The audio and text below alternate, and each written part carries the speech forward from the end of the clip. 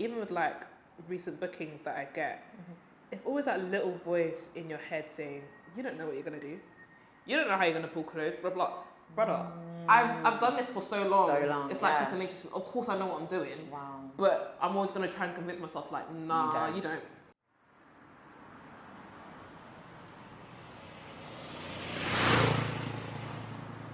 Hi guys! Hi! Welcome to another episode of Creative Entrepreneurs, and I am so excited for this one. We have the amazing Nana Esi in the building. And today we're doing something different because I just wanted to have a general nice chit chat with her about her story, her journey. And guys, we're painting. We're painting. Yes. We're painting. Yes. I'm so excited. She's going to tell you about her story as a stylist. Yeah. Amazing. Yeah. Let's get started. Okay, so for all the people that don't know you, kind of introduce yourself. Who are you? So yeah, I am a fashion stylist, designer and creative director. I started my journey a year and a half ago now, coming up to 2 years. Wow. Yeah. Amazing. It's been a ride. Tell them how old you are. I'm 21.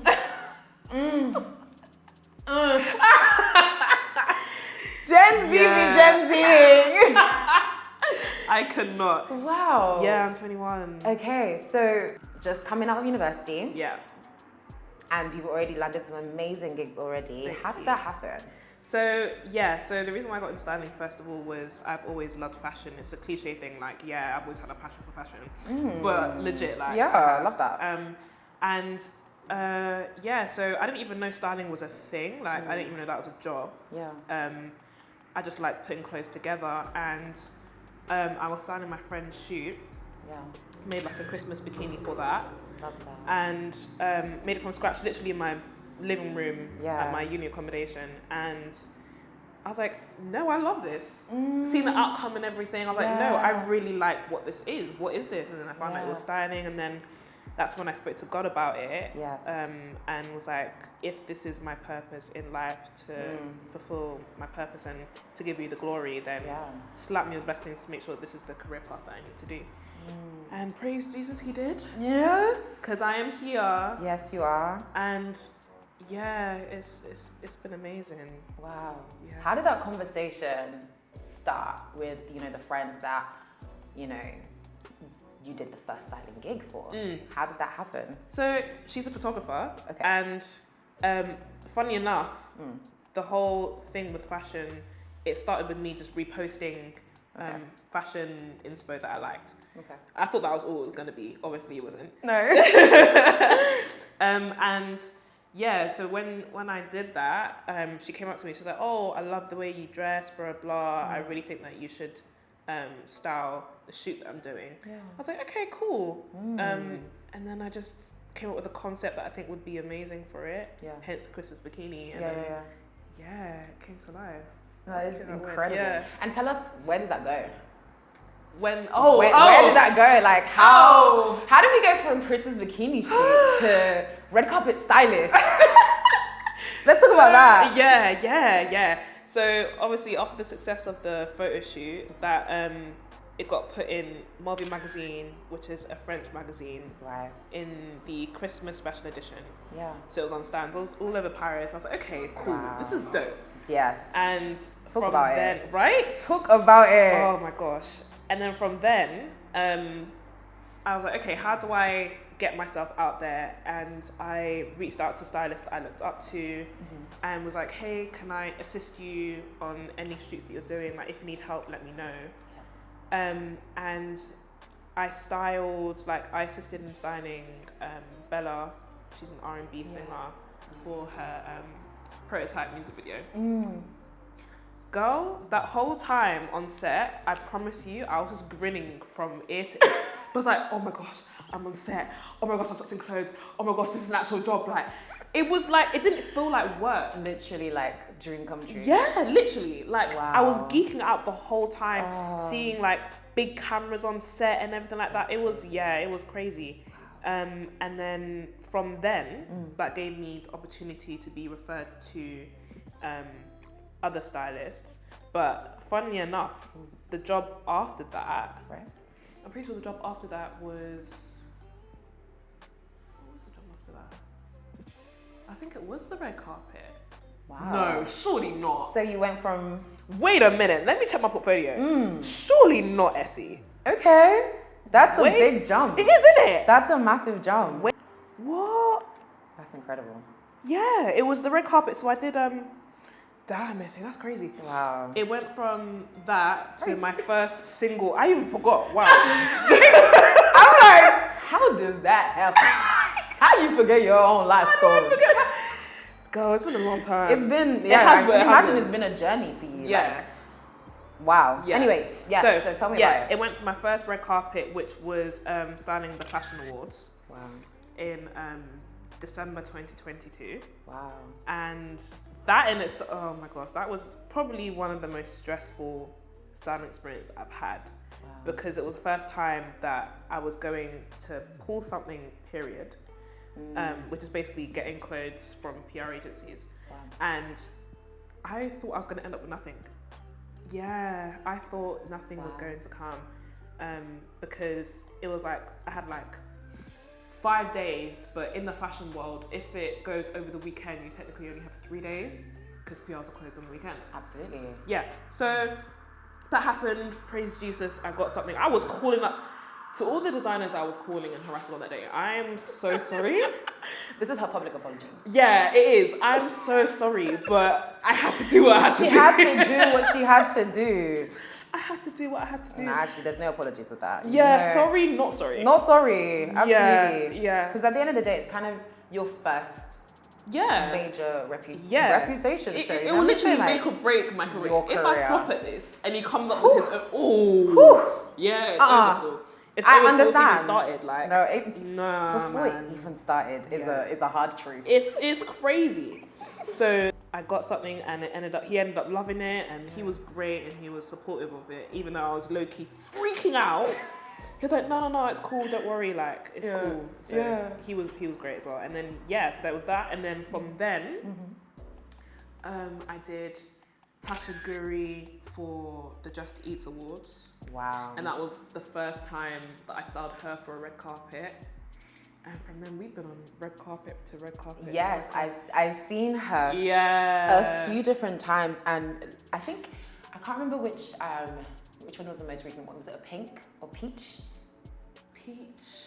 Is it a pink dress? The last one I did of her was the Princess Trust Awards, which was the orangey yellow dress. Yeah, the rose, that rose look. Yeah, I did remember it was kind of like, a flower moment. Yeah. Let's talk about how you actually go about the process of designing, like mood boards, styling, like what does that actually look like? Talk us through that. So basically you start off with obviously talking to your client about what they want, what they're comfortable in, what they're not comfortable in, blah, blah, their vision of what they want to look like. With Tasha specifically, she was like, girl, I just want to turn heads. I was like, bet. Okay. Bet. She knew her vision. She knew.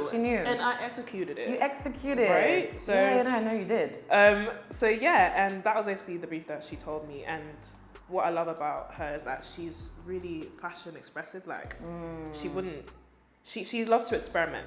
Yeah. So it's easy to just like pull out something sick. She's like, let's do it. Let's do it. Yeah.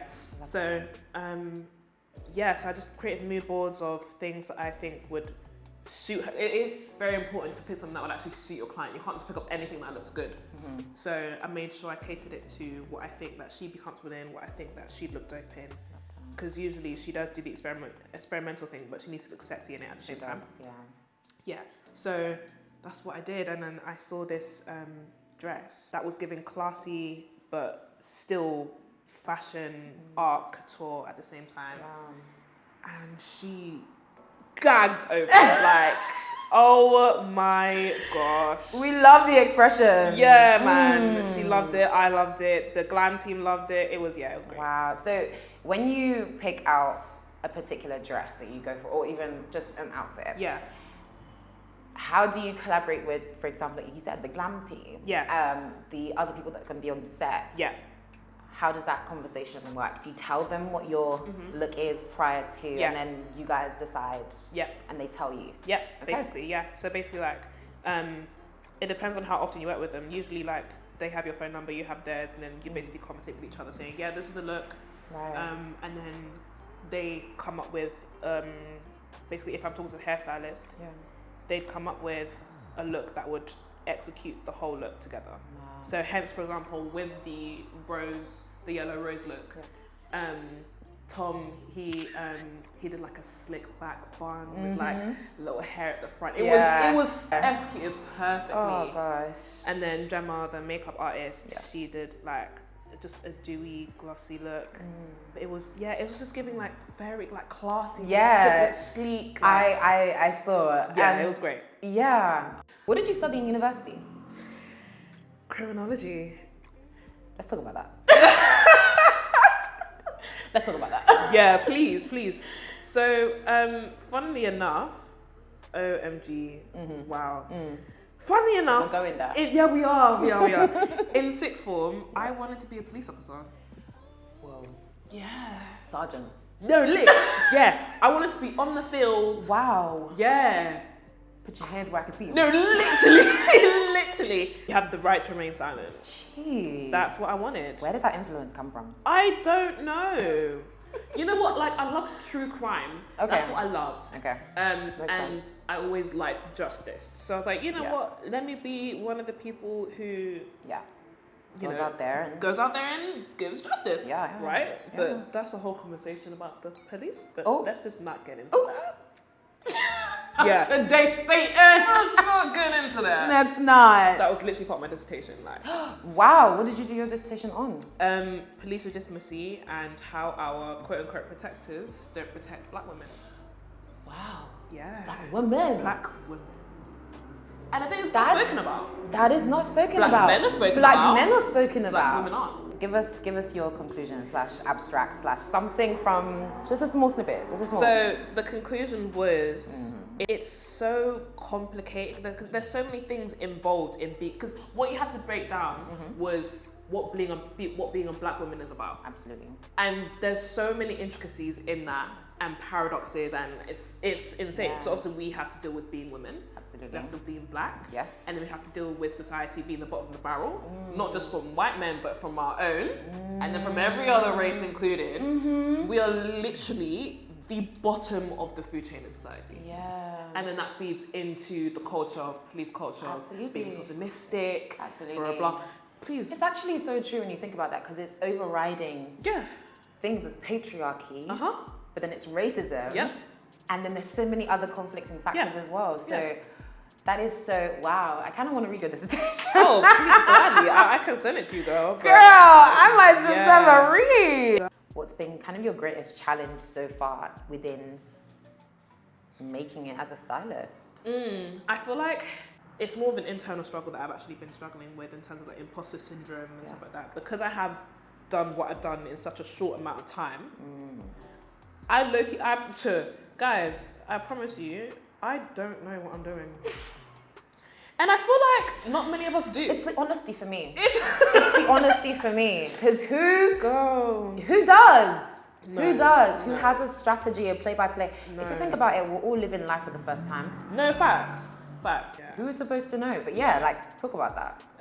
It's funny because although I have been in this game for nearly 2 years now, even with like recent bookings that I get, it's always that little voice in your head saying, you don't know what you're gonna do. You don't know how you're gonna pull clothes, blah blah.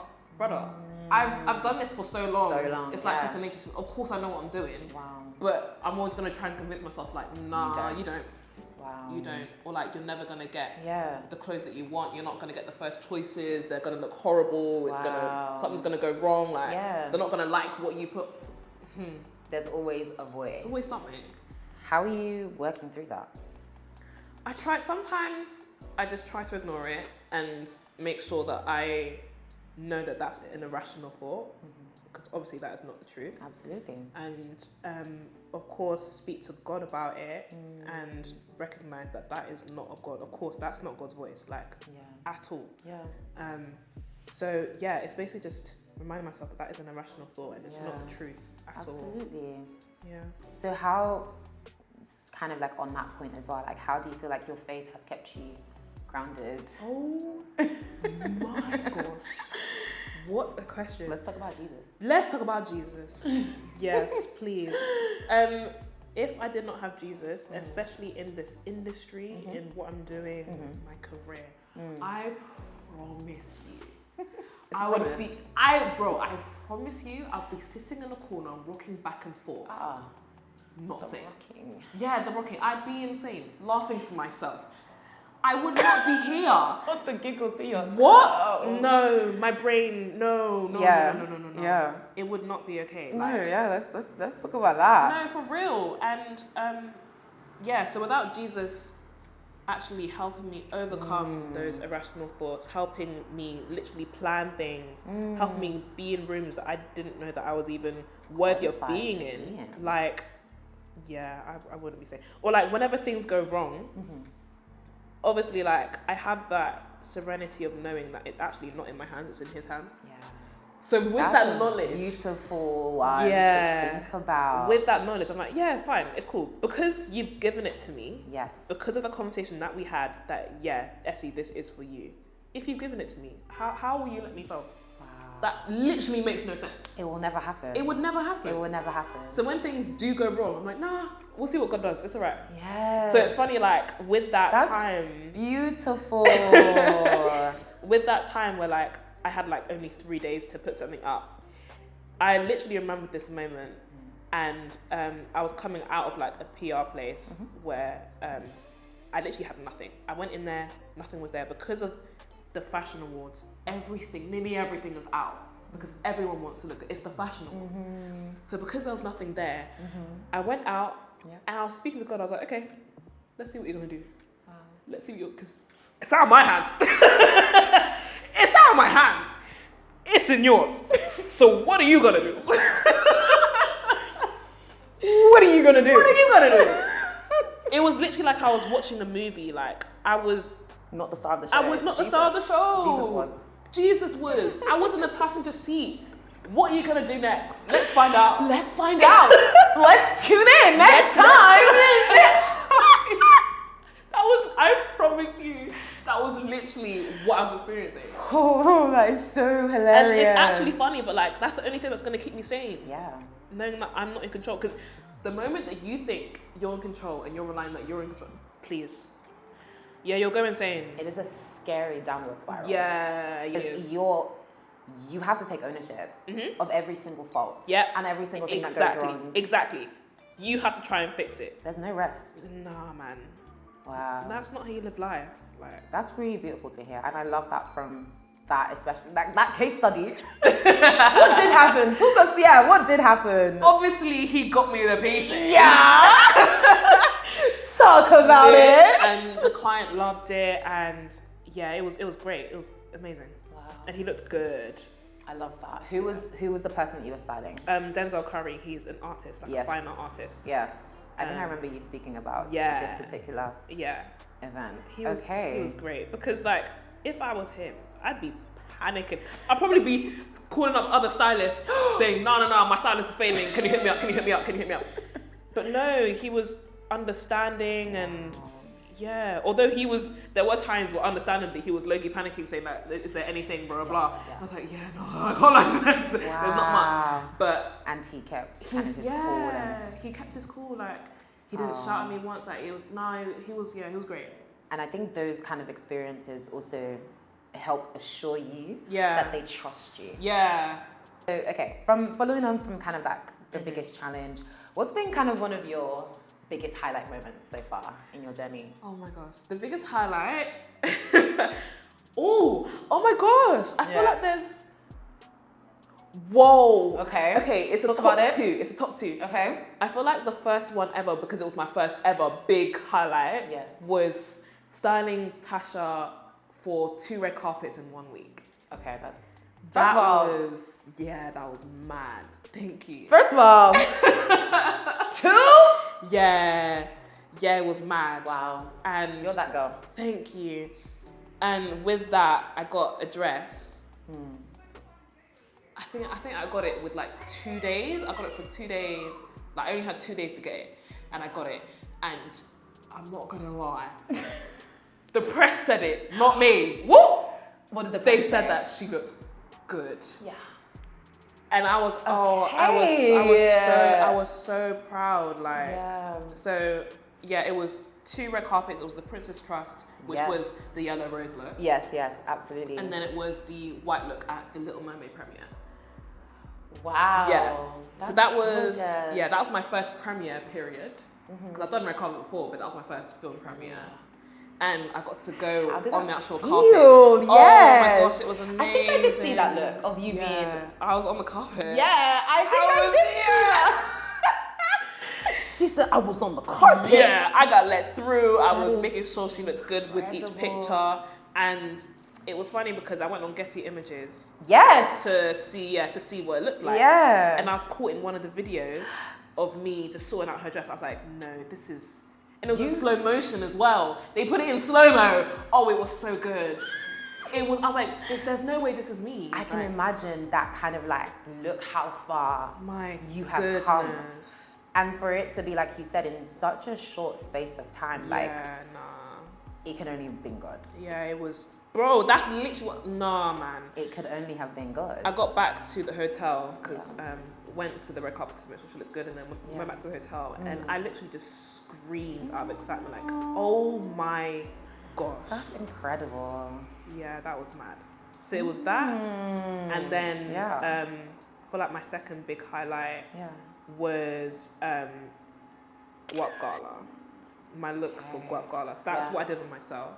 Yes. Okay, let's talk about that. I loved that look, and the feedback that I got from that was insane. I was one of the top people that they mentioned in like Hunger magazine of saying, yeah, like she looked amazing. And I was the cover of the article, which is crazy. I was like, oh, whoa, the cover. That's me. That's incredible. Yeah. And I guess throughout these highlights of your journey, and for it happening kind of so quickly, what's one thing that you wish you could have told Esi back in the day? Oh my gosh. It would be, you've got this. God has got you. My goodness, it would be God has got you, and it would be believe him. Yeah. Obviously, I do, but there's always that time percentage in your mind. Yeah. That's like, is it though? Yeah. Is it for me? Like, absolutely. Am I worthy of this? But hence, having faith like a mustard seed. Yeah. So. And have you seen how small a mustard seed is? Oh, I have a mustard seed. Our church gave us a mustard seed. They said, we need you to personalize and internalize. Yes. This faith. Yeah. No, I've seen a mustard seed. Yeah. Like, he was not joking. He was not joking. He's not playing about it. And I found that so beautiful. Yeah. Well, kind of like, yeah, you at the end. Like, you just got the stem. It's true. And then No, you're literally at the end. That's it. That's so crazy. Mine looks so good. I don't know what this is looking like. No, it looks amazing. Thank you. Oh no, you should I don't know what I was doing with the yellow. You should be proud of yourself. Thank you. Okay, so as we come to the end of this interview, I want you to tell everyone what we can expect from you in the years to come. Ooh. Give us a 10-year. Give us a 10-year. Ooh, 10-year. Okay. 31. I would have made it as a stylist. Yeah. What does making it as a stylist Making it as a stylist to me means I have an office, I have a team.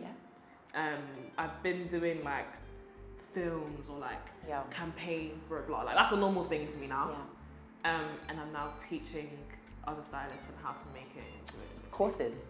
Yeah, courses that are affordable, because there are courses there. Oh yeah. They're not that many, but they're stupid amounts of money. Not everyone has the money to do that. So it would definitely be that, make it more affordable, maybe like an internship type thing.